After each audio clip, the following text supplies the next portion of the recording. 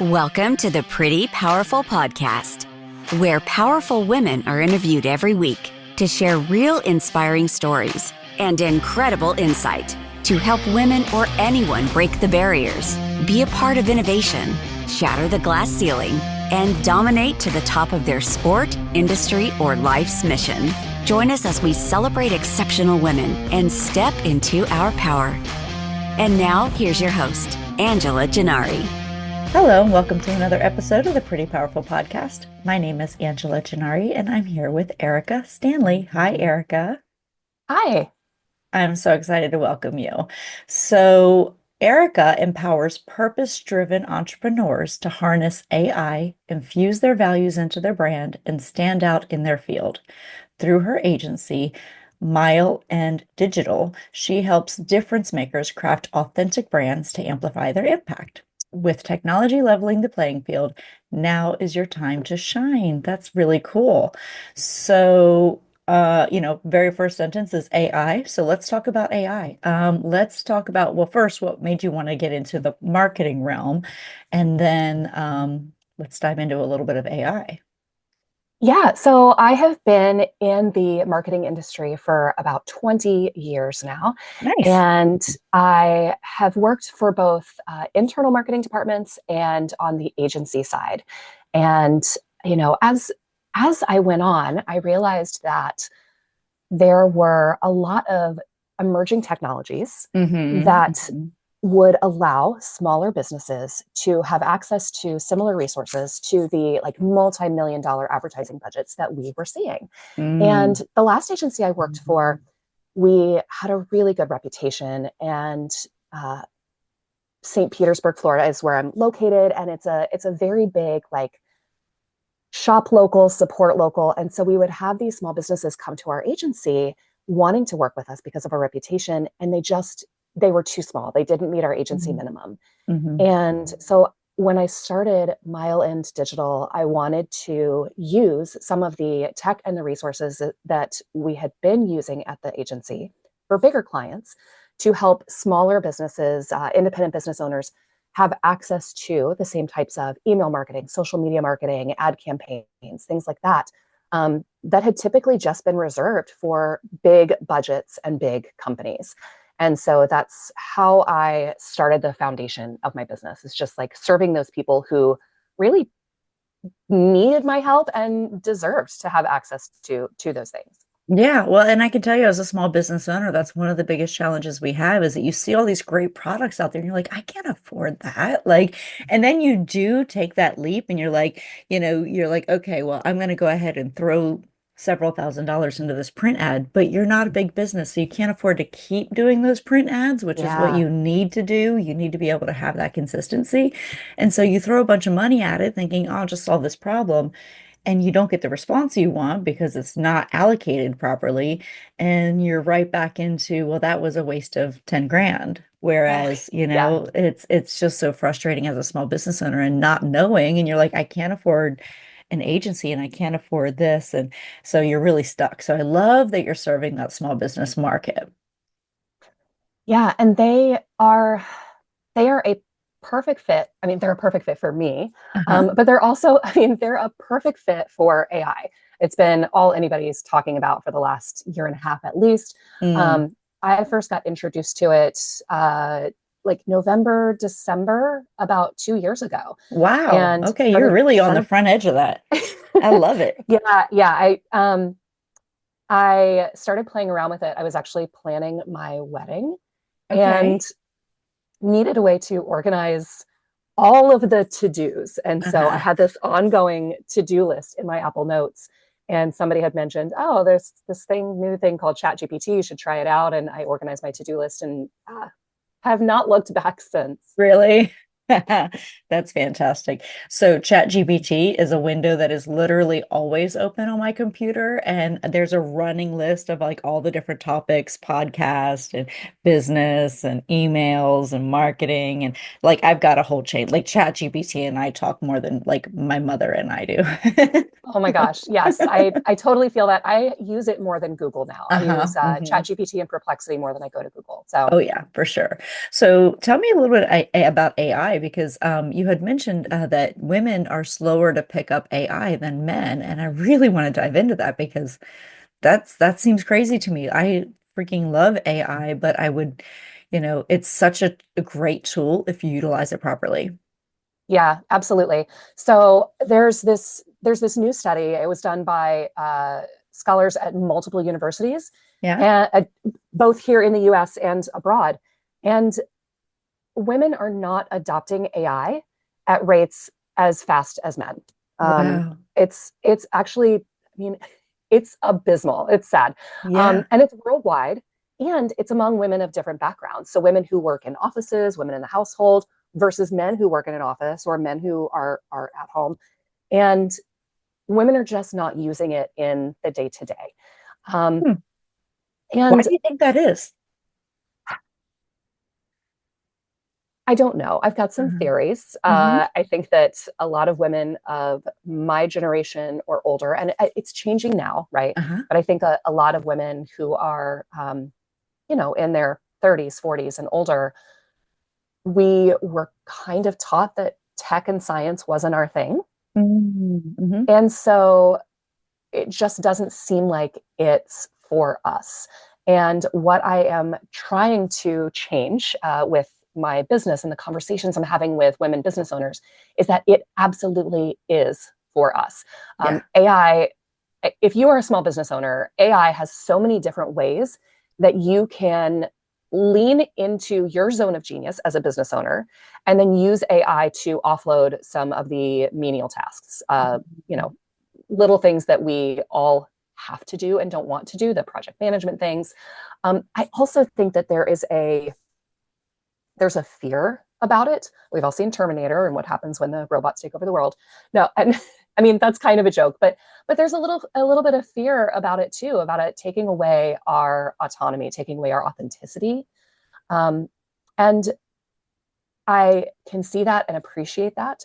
There are ways that we can use it where it will actually amplify our authenticity. Um, I, this is it's like a side metaphor comparison. Prince Harry. Hmm. So Prince Harry worked with a ghostwriter to write his book Hmm. Spare, Right. and he was unashamed about that. There are other stars who have used ghostwriters and they don't want to admit it.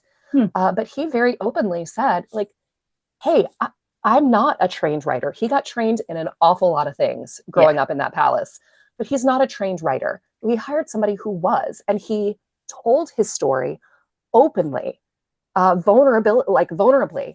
And that writer was able to craft and turn that story into something that was usable as a book. Hmm. We, as business owners, one of the first things I learned when I started my business was that I was really good at marketing, branding, websites, Yeah. and not great at accounting. And Right. so I hired a bookkeeper. I have hired a Hmm. bookkeeper, and I was not ashamed about that. Hmm. And I I think that there's this hesitation within I I don't know why it's specifically women, but there is this hesitation about using technology and using AI to help us do things. Like it's cheating or it's too easy.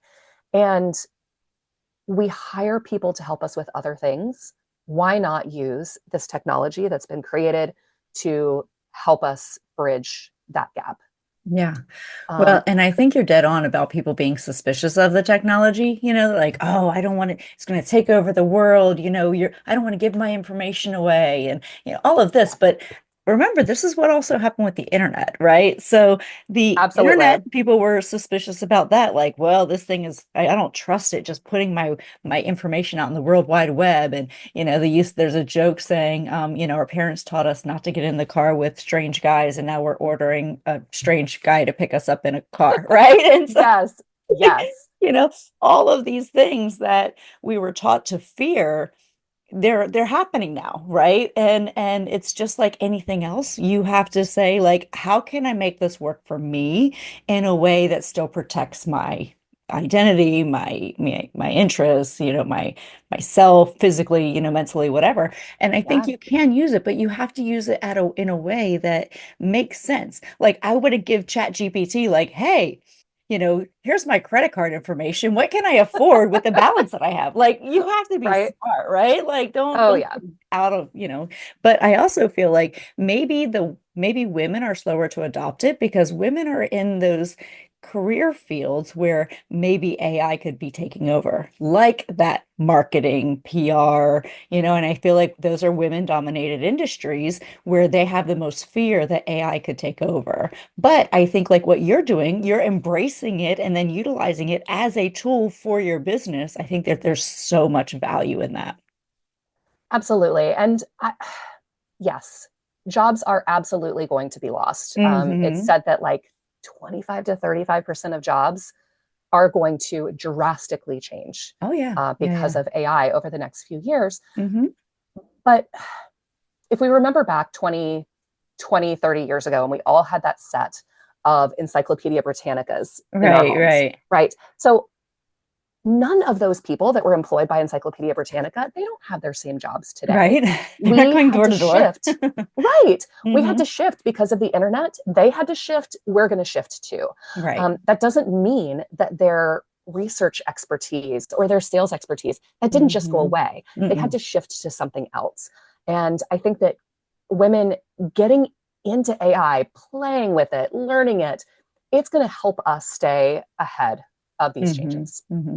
Well, and what I do think it does, AI does, is it takes that layer of the mediocre, and I hate to be so Mm-hmm. brash, but it takes the ones who are not really all that good or trying all that hard, and it kind of removes them, right? Because if you can give me the same result that ChatGPT can, why am I using you?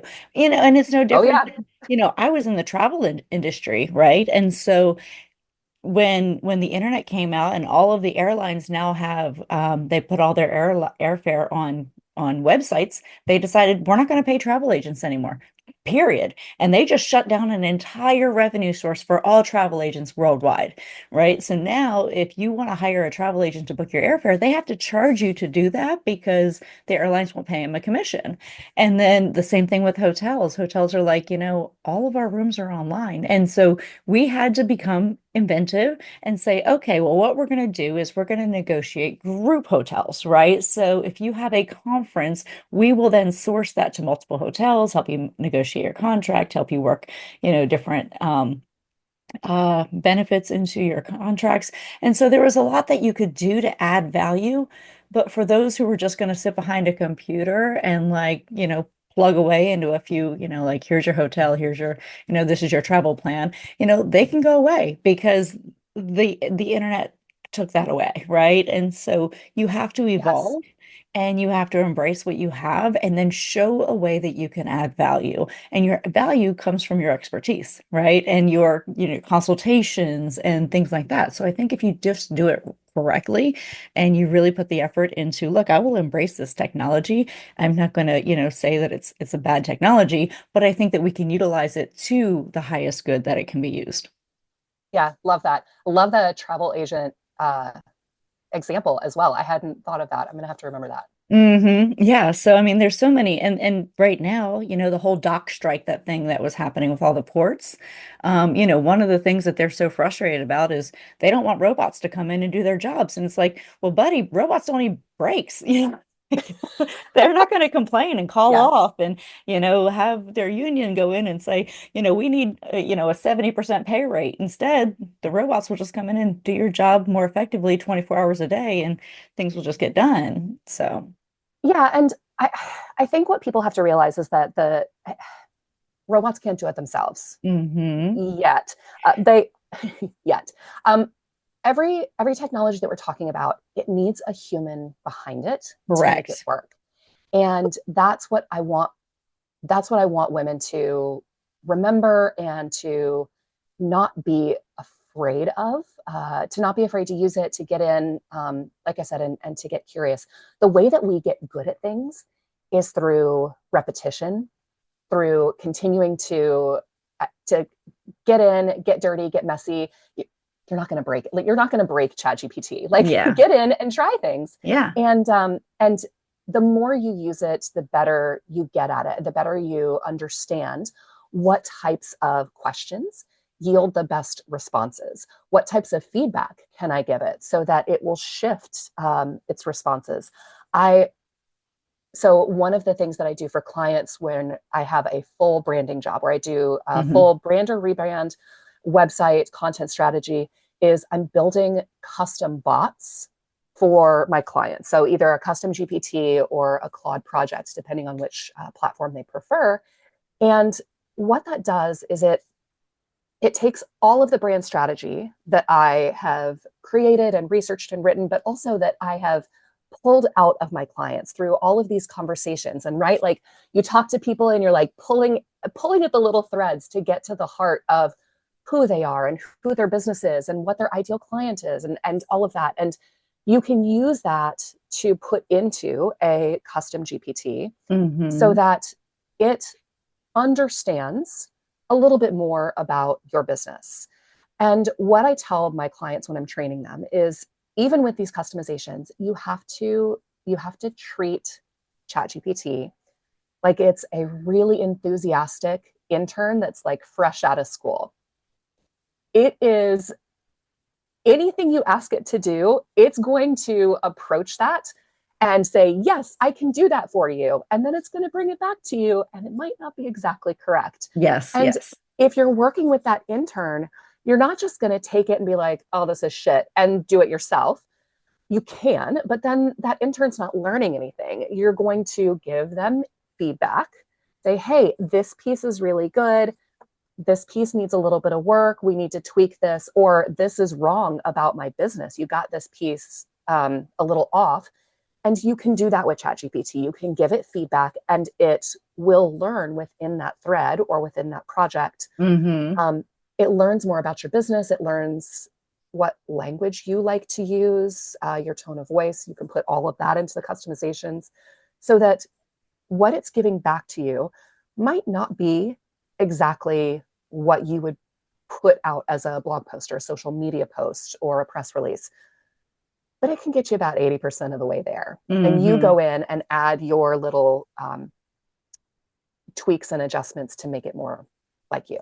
Absolutely. Well, and what I love about it is that it just sparks innovation. So, like, I'll say, hey, I'm thinking about redoing the compensation plan for, my management team. What is competitive that I can bring to the table, and how can I incentivize them? And it sparks, I'm like, oh, that's interesting. Well, what about this? And then it's like I'm having a full-on conversation with somebody who has researched the internet while I'm talking to them, right? And so, Yes. Yes. And so I think one of the other hesitations that we didn't talk about mhm. with people using ChatGPT, and I hear this a lot from the women I talk to, they used it a year ago when Uh-huh. it, or a year and a half ago. Hmm. And the results they got were crap, and they haven't gone back to it. Right, And it has right, right. gotten so much smarter, and it's Yeah. continuing to get smarter and better. The customizations it allows you to put in are better. Hmm. And so I want people who did try it, did not get the results they wanted, to go back and play again, Hmm. because it's Hmm. come leaps and bounds. Oh yeah, so much better. And I mean, like I said, it's a tab that's literally always open on my computer Yep. because I go back to it so often, and I like, it saves what you've been searching or what projects it's worked on for me, so I can just hit, pretty powerful podcast, and it can be like, hey, remember when we were talking about this? I want to add this, and here's what I think I'm going to do, and it will just spit out as if we never left that conversation, which is Oh yeah. amazing. And so, like, there's just so many great tools that I use, even if it's just for a framework. Like, even if it's like, hey, I'm gonna have, an annual planning meeting with my team. Can you just give me a great agenda that I can use as a starting point? And then I will use that agenda and I will plug in what I actually want to talk about. But there's Yeah. there's just a lot of value in just taking some of the work off of your shoulders, and like you don't have to reinvent the wheel every single time. And it's so interesting sometimes because like we've done annual meetings now. I've had my business for 10 years every year, but you know, asking ChatGPT how to frame like, yeah, we've never talked about that. I guess that would be a good thing. Like it just gives you a new perspective sometimes, which isn't a bad thing. Yeah, new perspectives, and it gives you a bit of power, Mm-hmm. I think. Mm-hmm. There's that feeling of helplessness when you know when you know you've got a thing to do and you're staring at a blank screen and Yes. just that little flashing cursor, like, oh my gosh, Yes. where do I I start? know. I know. And that that little leg up, it's Mm-hmm. just it's so helpful, and it helps give me confidence in doing things that I was not trained to do, to at least to start researching, to start with curiosity. Yeah. Well, and one of the funny things that I use it for, so I am from the Northeast, but I live in the South. And so, sometimes I can come across as harsh, right? And so I've heard this. I've gotten this review, like we do these 360 reviews, and like sometimes the way you say things is, it feels hurtful. And I'm like, Yeah. like I'm really bad at that whole like, build, burn, build. Like I just get to the point of what I'm trying to say. And so Yep. I'll craft an email and then, on Google right now they have a, rewrite in AI. And so I'll have it rewrite. I'm like, oh, that sounds so much softer. Perfect. Or I'll tell Yes. Chat GPT like rewrite this email, but add in some, just some nice words of encouragement. So it does. It's Yes. amazing. Not Yes. that it's not sincere, but it's not how I would, because, I get just direct to the point, and I just, it doesn't even occur to me like, oh, I should ask how their day was. And I'm like, whatever. Yeah. So, Same. That direct communication style, it's really good for that. The other thing that I have a former colleague who is she's dyslexic. uh-huh. And she has, the entire time I've known her, she's had difficulty crafting email responses back to people. She used Hmm. to dictate her response and send it to an assistant and have that assistant type it up.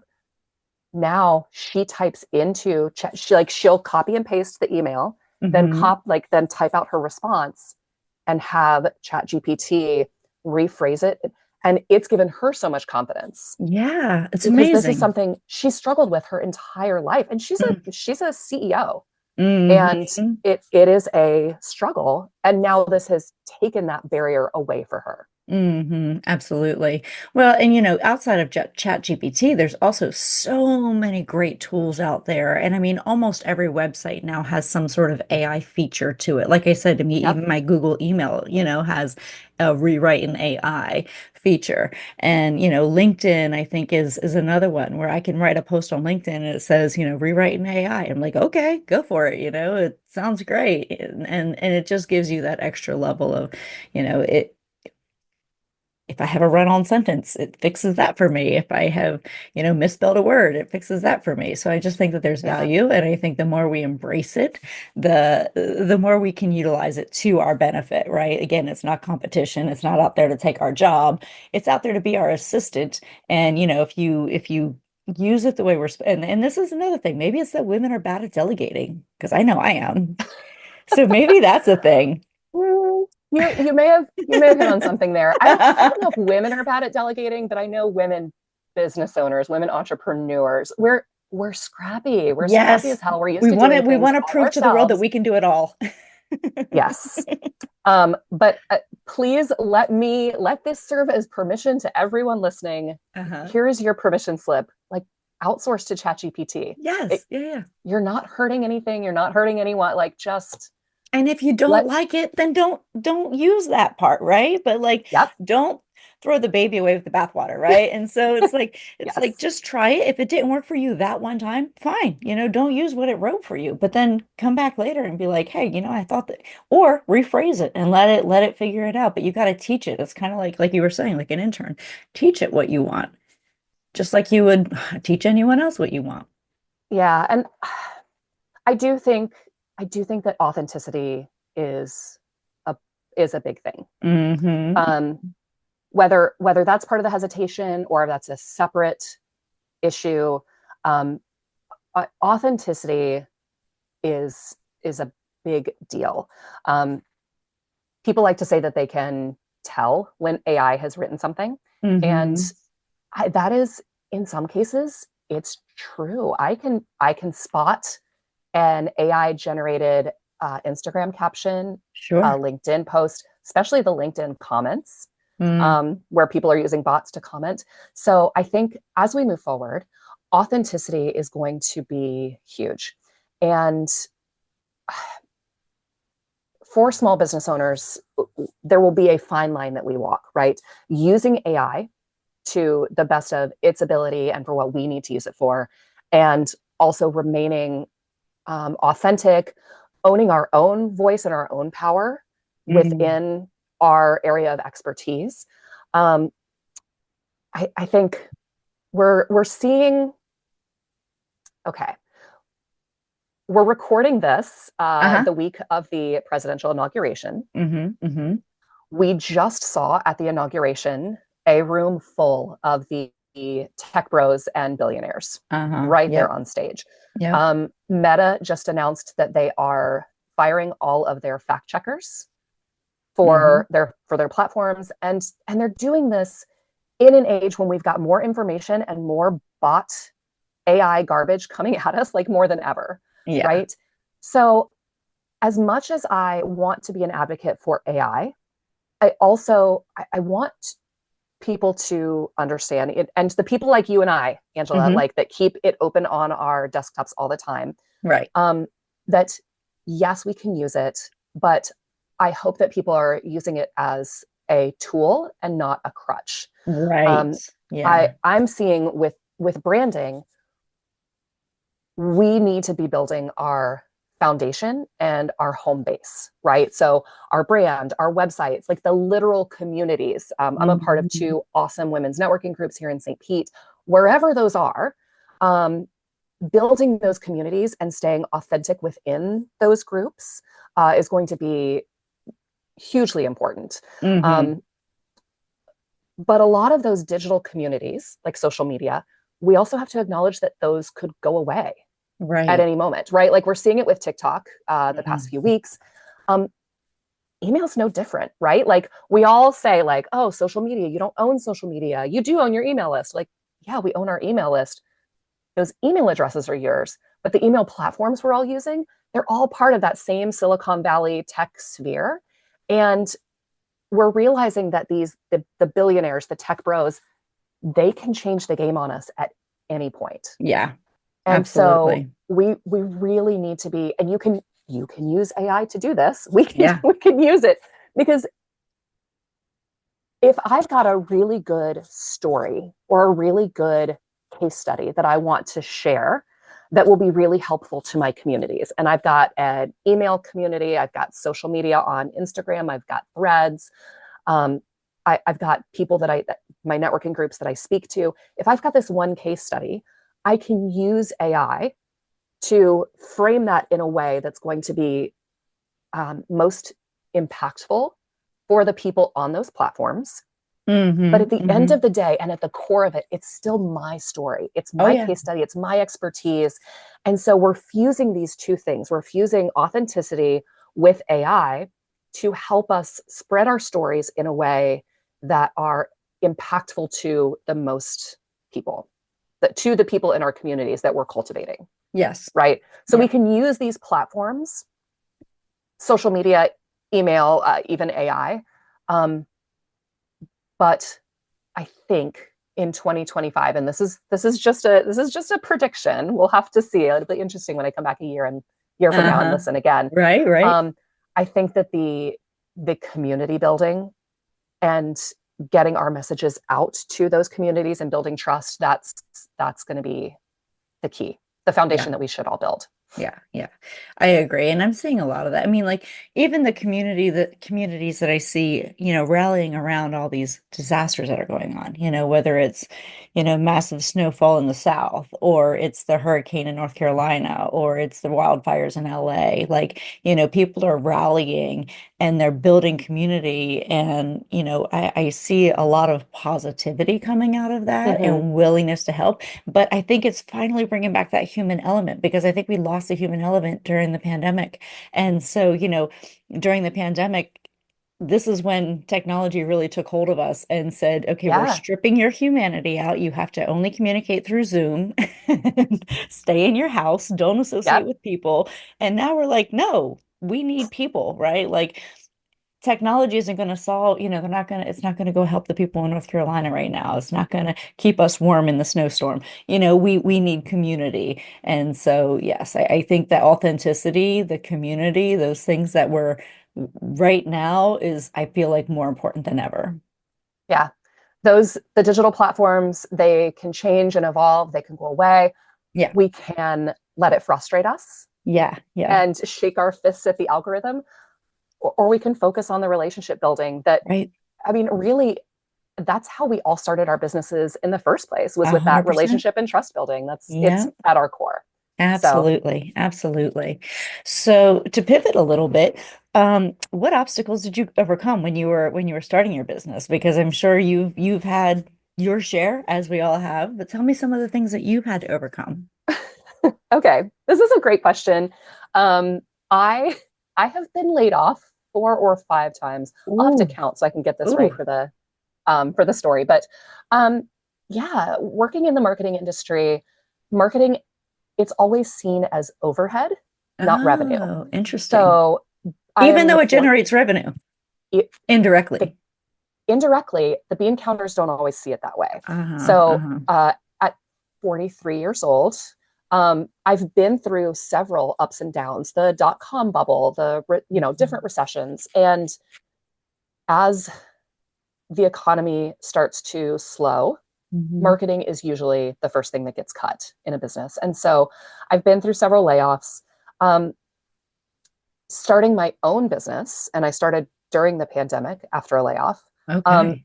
it was scary, but it has been the most fulfilling thing I've ever done. Um, I I was I was feeling like I didn't belong in this agency, and I was feeling like, I kind of want to go off and do my own thing. But then the pandemic hit, and I got scared.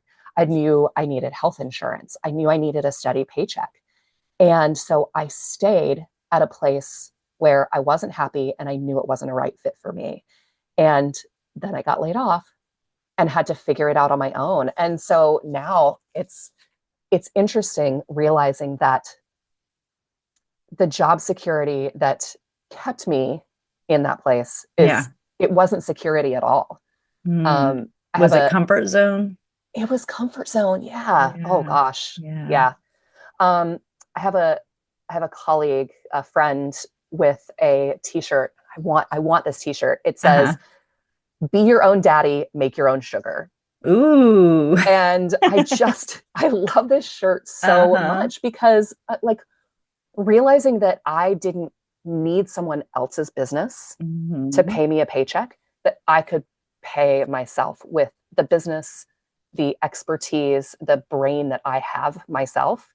Um, that's a huge like level up on mindset for me. I love it. Well, and it's one way we can, start to write the pay equity thing, right? And so Oh yeah, you go out and you make your own destiny. If somebody else isn't going to see my value, I will go bring my value to them and charge them more for it, right? Because I know I'm good at what I do. yep, yeah, Yeah, absolutely. that's really interesting. So, yeah, one of the things that I really struggled with was imposter syndrome when I was getting out on my own, and I was like, I can do this, I can do this, and then I'm like, I can't do this, I can't. But that comfort zone, they say it takes the pain being so bad that it's worth the pain of the risk, right? And so we're very pleasure and pain oriented. That's how we're motivated, and so we're not motivated by pleasure, we're motivated by pain. And so the pain has to be enough pain that you're willing to go through the pain of the unknown, which is Yep. not only painful, but it's also scary, right? Oh yeah. We love predictability. And yeah, so yeah, I just find it fascinating that as much as we focus on happiness and being happy and finding our happiness, we're really motivated by pain. It really is, how painful is this? And can I make it less painful? Pain and complacency, Yes. like Yeah. status quo. Yep. Absolutely. So yeah, that's very interesting. So who inspires you? Um, my biggest inspiration right now is all of the women who are starting businesses. There's a statistic out of the small business administration, Uh-huh. there have been more women who have started businesses in the last few years than men for the first Really? time in history. Wow. And these women are what inspire me to keep doing what I'm doing. Mm-hmm. Um, yes, they're all going to need a brand, a website. Sure. And that's my business. But they also are going to feel like I felt like they don't deserve to be doing what they're doing, that they're not ready. And I want to be a cheerleader for those women. And their journeys also, it's a huge inspiration. Um, Mm-hmm. Having the willingness and the courage to jump from a 9 to 5. Mm-hmm. Mm-hmm. And we've all got different motivations. Some want more, a lot of people I talk to, it's a freedom of time thing. And the acknowledgement that I will have control over my own schedule to spend more time with my family and my kids, to travel when I want to those are the things that I'm hearing over and over. And so I am constantly inspired by the courage it takes to jump from that 9 to 5 into the unknown. Yeah, it is scary, but and then there's also this idea that, people who say, "Oh, I want to make my own schedule and I want to do this." That's a balance, right? Like that takes so much discipline, because when you're starting your business, you want to work on it all the time. It becomes an obsession almost, because we want to see it succeed, right? Like, this is our baby. We're taking this risk, it's all on the line. And so we can become obsessive. And I know I've done that, where my personal life is out of whack, and, Oh you yeah. know, but, there's a, what is the saying? An entrepreneur will work 80 hours for themselves to avoid working 40 hours for someone else. Yep. This is so true. But Oh yeah. you have to do it because you just genuinely want to do it for you. And then the amount of confidence that comes from that, the level of just reward that you get from it, from knowing that I did something like this. Like, I stepped out of my comfort zone and I did something I never thought I could do. And I did it, and I succeeded, and here I am, to tell Oh the yeah. story. So it's the most rewarding thing. I always say it's the hardest and best thing I've ever done. Same. Same. Yeah, yeah. So what advice would you give to your 18-year-old self? Oh, well, I'm a huge Taylor Swift fan, All right. and she's got this song, "You're on Your Own, Kid." Oh, And okay. so 18-year-old me, I want her to know that maybe she's not on her own, but that she's on her own journey. You're on your own journey, kid. Hmm. Um, your journey's not going to look like anyone else's, and it's not supposed to. It doesn't have to, Right. and that doesn't mean that it's wrong. Mm. Um, I at 18 felt like I needed to, you finish high school, you go to college, you step into a career, you're on this predetermined path. And I just want 18-year-old me to know that it doesn't have to look like that, and that's okay. Mhm. Um, yeah. I love that. Yeah. I think we get caught up in that, especially girls. I think when we're young Yes. women, we're like, nope, this is what the expectations are of me, and we need to follow the expectations that others have of us. And that is something that I think women in particular, we get caught in the trap of that. The expectation is that I'm going to graduate from high school, go to college, meet my husband, have a family, maybe have a career, depending on whether or not we can fit that into our life, and then, go from there. And so there's such an expectation of us that we have a hard time, kind of pushing that away and saying, you know what? I think I'm going to make my journey a little bit different, because we're so afraid of what the backlash could be. Yep.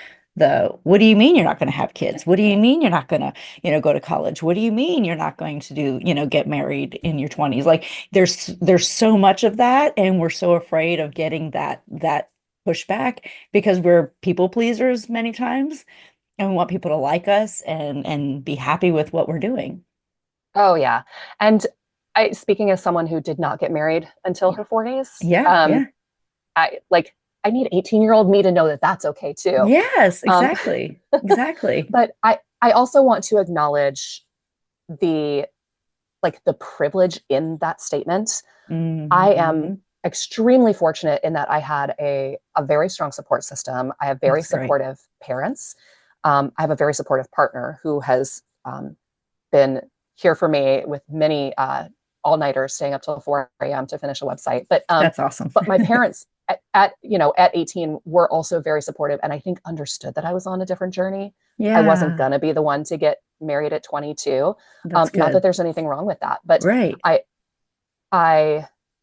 I know that there is a privilege that comes with having that support system, that safety net, Mhm. knowing that I could go off on a different path. And if I failed, Mhm. I wasn't going to be sleeping on the streets. I knew I always had a couch I could come home to. Yeah, yeah, Um, absolutely. not that I ever needed to, Yeah. but knowing it's there gives you a certain amount of freedom. And I am incredibly grateful. Mom and Dad, if you're listening, I am incredibly grateful for that. Yeah, absolutely. So I really enjoyed this, Erica. You were amazing to talk to and just so wise. I just really enjoyed this. But what do you wish more people knew? um, I wish that more people knew that AI is not scary, Yeah. that you don't have to have a plan for it. You don't have to have a strategy. You can just get in and play with it, Yeah. and you're not going to break it. Just Absolutely. approach it with Absolutely. curiosity, with the curiosity and the wide eyes of a child, I guess. Yeah. Yeah. Yeah. That it's there for us to use as a tool, just like Hmm. anything else. Hmm. I also, for all the small business owners out there, or all the women who are thinking about starting off on your own, job security is a complete smokescreen. Yes. It's a fabrication, and that Yes. we are learning Hmm. that the rug can be pulled out from underneath us at any. This goes back to the billionaires and the algorithm. It's changing administrations, and tons of people with like super secure government jobs who are finding out this week that now they don't anymore. And me with my experience getting laid off and having to realize that no. And this is a powerful statement that I can say now that I don't think I could have said 4 or 5 years ago. I now know how to make my own money, how to Hmm. support myself, how to use my expertise to help other people, and to be profitable at that. And there is power in that, once you figure it out, that no one can take away. Yes, absolutely. Amen to that. So, I've really enjoyed this. This has been amazing. Thank you so much for being on the show with me today. Thank you so much for having me. This has been a great conversation. Yes, I've enjoyed it. Well, where can people find you? Well, I am online at mileenddigital.com, Okay. and that is my website. I am also I'm working on starting a group, talking about community building, Yeah, yeah. starting a group for women to get in and learn how to play with AI. So I'm starting the AI Queens Society. Nice. Information for that will be on my website and on Instagram at mileenddigital. Perfect. All right, awesome. Well, thank you again. And you can also find Erica on prettypowerfulpodcast.com. So thank you guys, everyone, for your time today. And I hope everyone has the most amazing week. Bye-bye. Thank you for joining our guests on the Pretty Powerful Podcast. And we hope you've gained new insight and learned from exceptional women. Remember to subscribe or check out this and all episodes on prettypowerfulpodcast.com. Visit us next time, and until then, step into your own power.